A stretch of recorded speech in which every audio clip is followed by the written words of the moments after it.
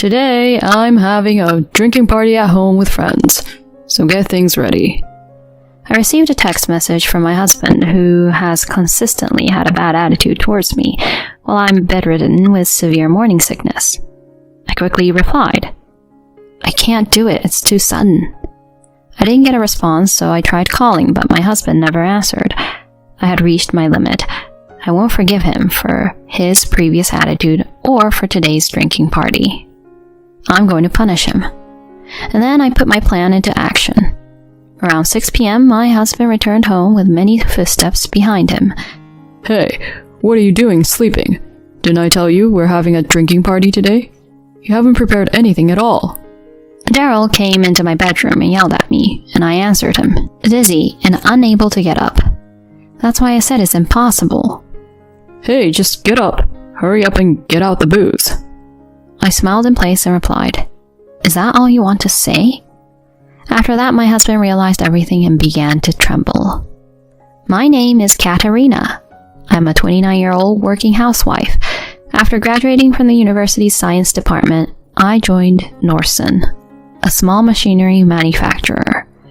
Despite being small, it possesses a strong technical expertise and is a highly respected presence in the industry, with a high job acceptance rate. During the interview, Daniela, the female president and representative of the company, told me, "It's unusual for women to want to join our company. Your university grades are excellent. I've interviewed you and found you to be a great person, and I'd like to invite you to join our company." Oh, thank you so much. I will definitely strive to be of great value once I join. Work hard from now on, okay? From that moment, the president became my role model. In getting the job offer from Nordson, which was my first choice, became the happiest event of my life. Working here was hard, but also fun. I wasn't underestimated because I was a woman, and I was entrusted with significant tasks, allowing me to see my skills improve over time. In my third year at the company, I was approached by Daryl, the sales department manager, at a social gathering.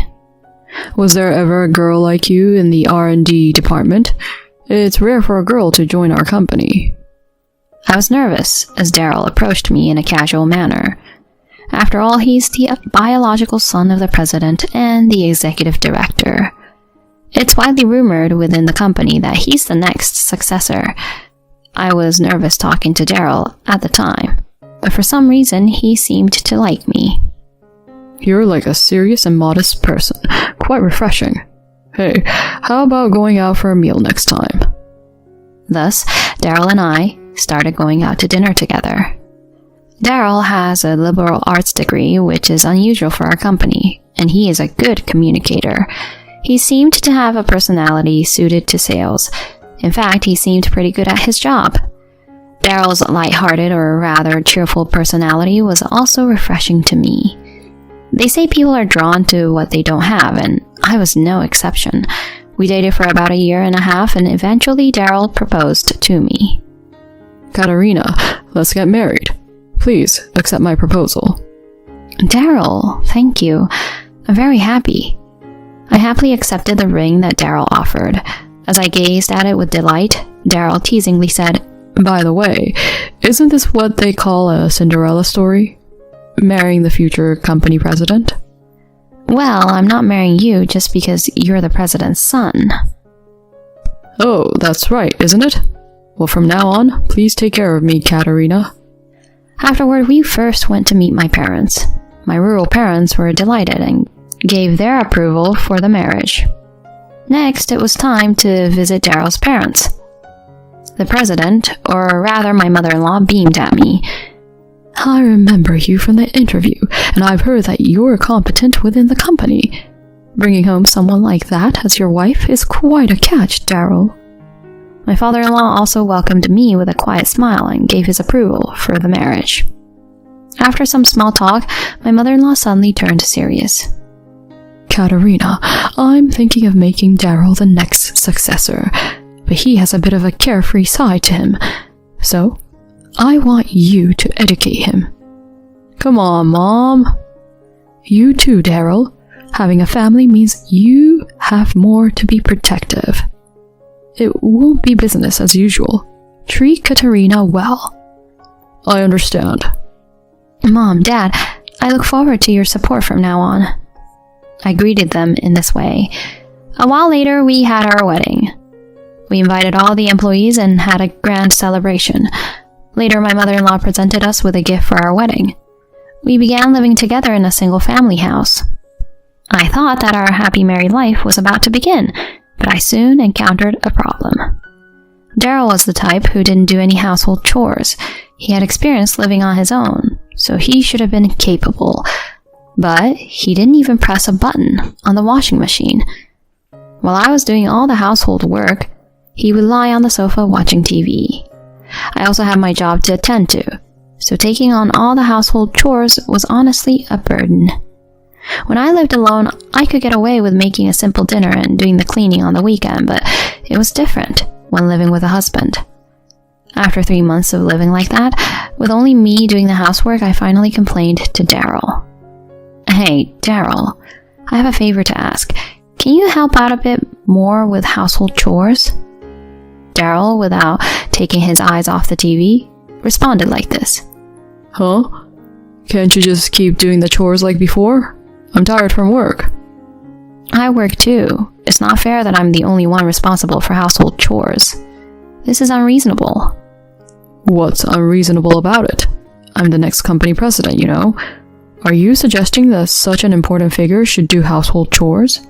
That's what's unreasonable. I was left speechless. Regardless of whether Daryl would become the next company president or not, isn't family separate from work?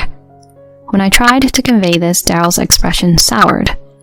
Katerina, you came here as a bride, right? Household chores should be done by women. Was this his true opinion? I was in shock at his outdated statement, and Daryl casually said, Right, I'm inviting friends over from now. Do we have any alcohol? What? From now? Make sure you can entertain my friends properly. You're my wife, after all. My concern wasn't just that my husband wouldn't help with household chores. Daryl frequently invited his college friends over to our house for parties. Each time I had to prepare alcohol and food, and my precious leisure time was being taken away. I understood that Daryl had his social connections and valued his friends, but honestly, dealing with this every week was exhausting. About a year into our marriage, I started experiencing health issues. I felt dizzy and had mild nausea that persisted. I decided to go to the hospital thinking it might be something serious. To my surprise, I was informed that I was pregnant. Overjoyed, I shared the news with my husband, and he was equally thrilled. Katerina, is it a boy or a girl? You're getting ahead of yourself, Daryl. But I'm really looking forward to it. I'm so happy. I genuinely felt glad to see the happiness on my husband's face. After that, we shared the news of my pregnancy with my in-laws who lived nearby, and they were even happier than Daryl. Congratulations, Katerina. Take good care of your health. If there's anything we can do, just let us know. Thank you, Mom. At that moment, my father-in-law said to Daryl, Daryl, from now on, make sure to support Katerina. Reduce those drinking parties and come back home early to be by her side. I understand, Dad. It seemed that Daryl had a hard time saying no to my in-laws. Since he seemed so amenable, I thought everything would be fine. However, Daryl continued to have parties with friends at the same pace as before. I asked him to stop inviting friends to our home during this critical time. He stopped inviting friends to our home, but he began going to bars instead. Each time he would come home late at night heavily intoxicated. I was becoming frustrated, but I didn't say anything. After a while, my morning sickness became severe. I was dizzy all day and vomited multiple times. Even the slightest strong smell would make me throw up. Whether I ate or not, I couldn't avoid vomiting up stomach acid. In this state, it was impossible for me to work, and gradually I couldn't go to work at all. One day, while taking a half day off and resting at home, I received a message from my mother-in-law. Katerina, I asked your boss about your condition. It seems your morning sickness is quite severe. Yes, it's true. I'm really sorry that I can't work properly. It's all right. How about taking a leave of absence until your morning sickness settles? Or better yet, until you give birth? A leave of absence? Yes, your health is essential right now. Don't worry, your place is secure, and this would be the best choice for the time being. Thank you, Mom. No, thank you, President. I'll do that. So it was decided that I would take a leave of absence until giving birth. When I informed Daryl about this, he frowned. Huh? A leave of absence due to morning sickness? I've never heard of that. It can't be helped. I'm genuinely not feeling well. But never mind. Since you're not going to work, at least make sure the household chores are perfect, alright? Huh? I was surprised, and Daryl continued. Of course. Lately you've been slacking with meals, right? I've noticed. But I'm trying my best. I'm doing everything I can because strong smells make me nauseous. How can you have a child like that? Since you're in a housewife-like situation now, make sure the household chores are perfect. Got it? Ordinarily, when a wife is suffering from morning sickness, a husband in the right mind would help with chores or bring her suitable food. But Daryl didn't do any of that. Instead, he went out drinking almost every night and ordered me to maintain perfect housekeeping while I could hardly stand. I was deeply disappointed by Daryl's attitude. Weeks passed, but my morning sickness didn't subside. It actually peaked. During that time, Daryl returned home once again heavily intoxicated. He didn't even take off his suit and started snoring on the sofa. I sighed and began cleaning up the mess my husband had made. I picked up a phone from the floor and saw the screen. There was a text message that went like this. Daryl, thanks for coming to the bar again today. I'll be waiting for you tomorrow. The sender's name is Jasmine. It's clear from this message that Daryl has become quite close to the bartender. I felt my anger rising. How could he flirt with a bartender while I was suffering from morning sickness? I thought about waking Daryl up, but he was deep asleep, so I gave up for the day. Instead, I took a screenshot of the message. A week later, the morning sickness was particularly bad and I was down for the morning. Then I got a call from Daryl in the evening. Today, I'm having a drinking party at home with friends, so get ready. I quickly replied that it was impossible. When I didn't get a response, I called him, but he didn't answer. I had reached my limit. He didn't understand how severe my morning sickness was, and he wanted to have a gathering at our home after spending time at a bar. I couldn't let this go. I decided to teach him a lesson.